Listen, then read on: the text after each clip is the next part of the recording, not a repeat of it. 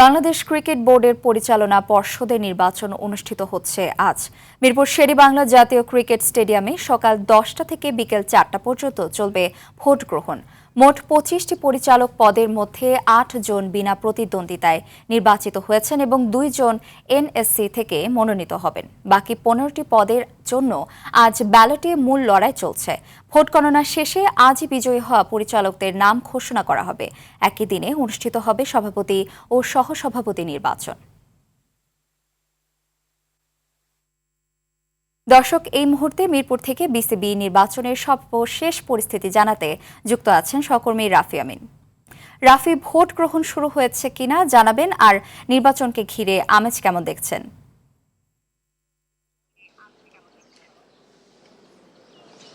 রাকা আসলে যেমনটা আসলে বলছিলেন নির্বাচনের কথা, নির্বাচনের প্রথমে একটু উন্মাদনা নিয়ে বলি যে সচরাচর আমরা দেখি যে যখনই আসলে কোনো একটা খেলা হয়, কোনো একটা টুর্নামেন্ট হয়, তখনই আমরা দেখি যে পুরো রাস্তাটা আসলে ব্লক করে কিন্তু আসলে যে একটা ম্যাচ অনুষ্ঠিত হয়। সেখানে আজকে বিসিবি নির্বাচন যখন আসলে বিসিবিতেই হচ্ছে, তখন আমরা দেখছি একই চিত্র আরেকবার দেখলাম আসলে যে মানে নিরাপত্তার রক্ষা করার জন্য বা নিরাপত্তার স্বার্থে কিন্তু আসলে পুরো রোডটা কিন্তু আসলে ব্লক করে রাখা হয়েছে। কোনো জনসাধারণ বা কোনো যানবাহন কিন্তু আসলে এখান দিয়ে চলাফেরা করছে না। আর যেমনটা আসলে নির্বাচন নিয়ে আসলে বলছিলেন, নির্বাচনের যে বললেন যে ক্যাটাগরি 1 থেকে আসলে আমরা জানি যে 10জন পরিচালক আসবে, সেখান থেকে কিন্তু 7 জন ইতিমধ্যে কিন্তু আসলে নির্বাচিত হয়ে গেছে এবং বাকি যে 3টা পদ রয়েছে সেই 3টা পদও কিন্তু খুব একটা বেশি প্রতিদ্বন্দ্বিতা হবে এমনটাও কিন্তু আসলে আশা করা যাচ্ছে না। পাশাপাশি আরও একটা বিষয় আসলে জানিয়ে রাখতে হয় যে বলছিলেন আসলে 15টা পদের জন্য আসলে নির্বাচন আসলে হচ্ছে। এর মধ্যে আসলে 3টাতে আসলে ক্যাটাগরি 1 অর্থাৎ জেলা এবং বিভাগীয় সংস্থা থেকে, আর ক্যাটাগরি 2 অর্থাৎ আমরা যেমনটা আসলে জানি যে বোর্ড পরিচালক যারা হয়, যে ঢাকার ক্লাবগুলো থেকে যারা আসলে নির্বাচিত হয়ে থাকে, সেখান থেকে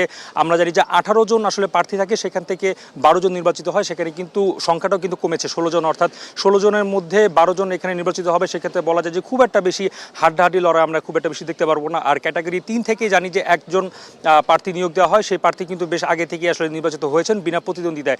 সবকিছু মিলে বলবো যে নির্বাচনের আমেজটা খুব একটা বেশি এখানে নেই। সাজসজ্জা হয়তো বা বেশ ভালো দেখা যাচ্ছে। এখানে আমরা পিছনে ব্যানার, ফেস্টুন কিংবা রাত হলে এখানে আলোকসজ্জারও একটা অবস্থা দেখা যায়। তবে নির্বাচনকে নিয়ে আমরা যেরকম আসলে উন্মাদনা আসলে যেটা আসলে প্রত্যাশা ছিল যে 8 মাসের ব্যবধানে দ্বিতীয় নির্বাচন বিসিবিতে, সেই উন্মাদনাটা কিন্তু আসলে নেই। আর ভোট গ্রহণের ব্যাপারটা যেটা আসলে বলছিলেন যে 10টা থেকে ভোট গ্রহণ শুরু হওয়ার কথা ছিল, আমরা কিন্তু ইতিমধ্যে দেখেছি যে কাউন্সিলররা মাঠে অর্থাৎ স্টেডিয়ামে প্রবেশ করছেন।